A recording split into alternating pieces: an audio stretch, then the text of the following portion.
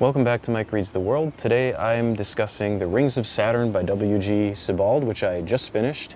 It was recommended to me by a friend and fellow writer who, in our conversations about writing and after him having listened to a couple of the essays I've published recently on my channel, he felt that there was a strong connection between what I was trying to do and the works of W.G. Sebald, particularly recommending The Rings of Saturn, published in 1995.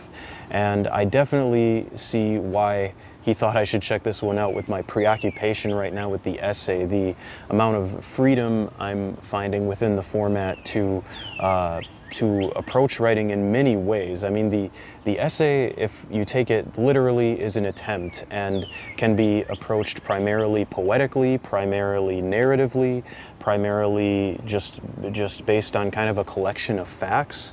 It's a compilation of a whole bunch of things. There's something collage-like about it.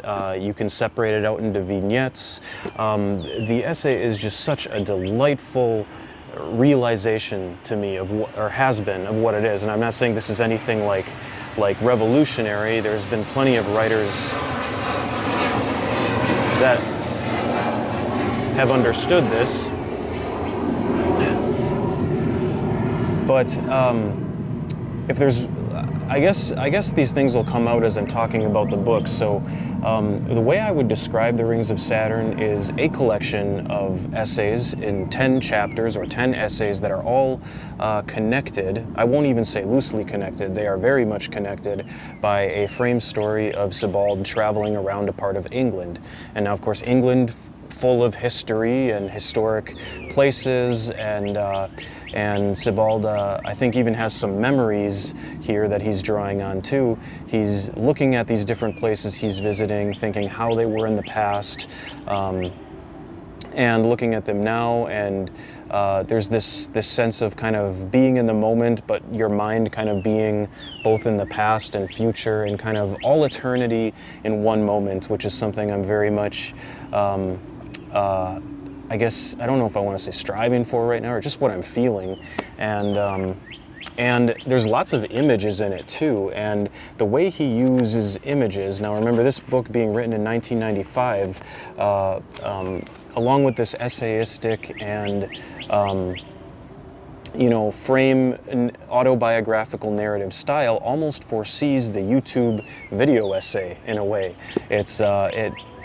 There's the way you can put together a video essay is very similar to how Sebald uses the imagery in these essays. And I have another one of his books, Austerlitz, that it looks like he does the same thing, though I haven't read it yet. This is the first by Sebald I've read. So I thought that was something I noticed right away. And there's also, as he's taking in these historic sites, and thinking about how they were in the past, he's also drawing connections to these kind of really interesting, some niche and some more well-known stories and biographies of people and authors and fictional works like Borges. Was it the Toulon story about that fictional country that's in an encyclopedia that they can't find? And yeah. That one's mentioned, and he goes off on these sort of different tangents, and then there's definitely a lot of these things connect to stories that are in some way on a theme of colonialism, or I would even go so far to say as anti-colonial. There's definitely an anti-colonial current underneath this in the central portion of the book that I found really compelling, and actually I think rare for me to say this, but one of the most compelling parts about the book. For example, chapter 5 started out a little bit like, I don't know what to make of this for me, because it started out as a biography of the life of Joseph Conrad, which he had a fairly interesting life, but I will say he's not one of my favorite authors, though I've read and tried to read most of his works. I think Heart of Darkness is the only one that I've actually completed. So, but it does get into how Conrad's experiences in the Belgian Congo inspired Heart of Darkness, and about a man he met there named Roger Casement. And then the essay kind of turns and focuses away from the Belgian establishment of a colony in the Congo, the abuses there. Then this Roger Casement guy basically reports these abuses, and then he goes to South America and he reports the abuses of the indigenous peoples in the rubber trade in Peru. And then he goes to Ireland, where he defends the Irish and then gets executed for that, of all things. So that is how he ends up, and it just, I don't know, the chapter was just a kind of a good reminder that like, the evils of history are not inevitable, nor are they the entirety of what there was. There always have been people with a conscience. There always have been people trying to do the right thing, and you know, speaking against the mistreatment of humans just for this, you know, the sake of them being human too. That's just one chapter of many, and most are not that overtly anti-colonial. Like the one after that gets into the opium wars in China. It talks about the Sino-Christian rebellion. There is like this rebellion of Chinese Christians where 20 million people died. Like this, I'd never heard of this before. It's just a shocking reminder of these like massive historical events with massive suffering that just never heard of, just completely doesn't, you know, get taught in our schools, really, at least not typically. And so it's, yeah, there is this sense in the whole book of like, okay, this guy's just kind of wandering around England, and there's all these like English names that I'm sorry for English folks out there, but I maybe it's because of my British literature classes or something, but when I just start getting this list of like English names and places and sort of the middle upper class Victorian stuff or post-Victorian, my mind just starts wandering and wants to be anywhere else. So I had to kind of force myself to focus through these parts and see what Sebald was connecting them to, because like to have that juxtaposition of what he's experienced in the modern day and then remembering the opulence of maybe 100 years ago in a certain spot in this countryside, and then the juxtaposition of that with like the British shooting their cannons to during the opium wars in China and the colonialist expansion. I suppose there's a lot of it that, of course, the United States can look at and reflect on too. And I do lament a little to be focusing on this aspect so much, but I think it's because I was particularly self-conscious of my own essay writing being very, very introspective and a bit metaphysical, whereas Sebald is like really grounded in history, and it got me thinking though about like what history really is, you know, because I don't. For example, some people find the story of history to be really interesting, like the wars, the grand journeys and things like this, the names you can follow like characters through a story, and I don't really think of history that way, and I don't get excited by that. It's like I almost am at a point where I seek this like the mundane in history, right? And I do kind of like that Sebald goes off into these sort of more mundane things and just like, and then at the same time you're like, why is he even talking about this sometimes? There's a few moments in the book that I still don't completely understand, like how we just transition from one thing to the next. It's definitely a book I'm going to reread and dive into again at some point to see if I can pick up more of these trends. And there's a few things, the symbols that he's kind of bringing up recur, especially silk. You know, you have at least 3 mentions of silk right at the beginning, or the silk worms, I should say, and the related silk that they create. You have at the beginning, and then in the middle, in the Opium Wars chapter, this talk about a Chinese empress who's obsessed with silk, and then at the end of it, this sort of again, this kind of like colonialist, industrialist, how silk kind of spread its influence through the developed world, so to speak. And there was another, in another sense, I remember how Sebald's thinking of paintings being covered with sugar, because the money that was made from the sugar industry, the colonial sugar industry, was just like basically spent in the luxury of collecting fine art, which funded, like, you know, the arts, and getting me thinking about, like, in that video that I talked about, the film The Brutalist, asking what is justified to spend on art? You know, a film that is $6 to $10 million to produce, 3 hours long, that's not considered very expensive for a film, but like $6 to $10 million, and what produced that money, and was it worth it, really? You know, when that age-old question of like, what luxuries can we afford when there are people in the world that don't even have the basics? And I don't really think I've come to a completely satisfactory conclusion within myself about that, except that this sense of like mostly powerlessness, and also just a selfish, like, I want to live my own life, and I want to enjoy things. So some reflections on that, and yeah, but overall I think just I was sort of like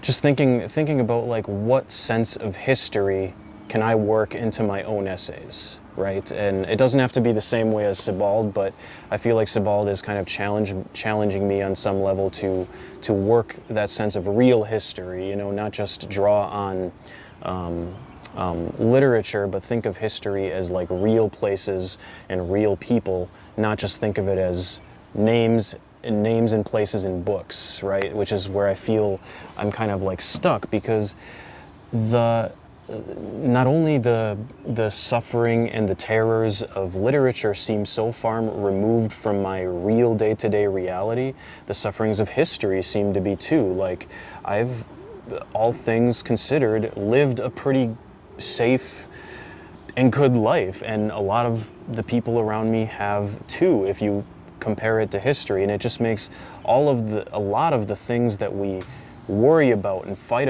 about so foolish and so just unnecessary. We don't, when you actually read about the things people were concerned about in history, and like, or I think of, but I'm not even saying that things were terrible all the time, because you can find sort of like slice of life writing, at least in the upper classes, but that's where most writing in history comes from, if we're being honest. And like Sei Shonagon, I always reference from Japan, and in the course of Japan, really focusing all her writing on just the positive, the mundane things. But I feel like that, like,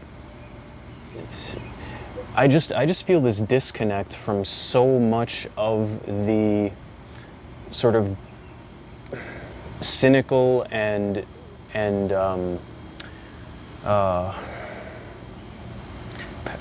know if I want to say pessimistic, cynical, and there's some of this in Sebald too that didn't quite resonate with me, and I thought, like, well, I mean, I respect it and I appreciate it, and it probably comes from some of his experiences, real experience. I'm not saying it's not like justified, but I just don't, my experience hasn't been that. And so when I'm thinking in terms of how do I approach writing, like, I can't pretend to like see the world as this horrible place of suffering. And I think that's the illusion I was trying to work through when I was writing Terror, is like, it's really just my actual life, you know, this physical space that I inhabit, it's an illusion, but that doesn't mean that it couldn't be different in the future, I guess. I don't know what's going to happen, but I certainly it's a complicated thing.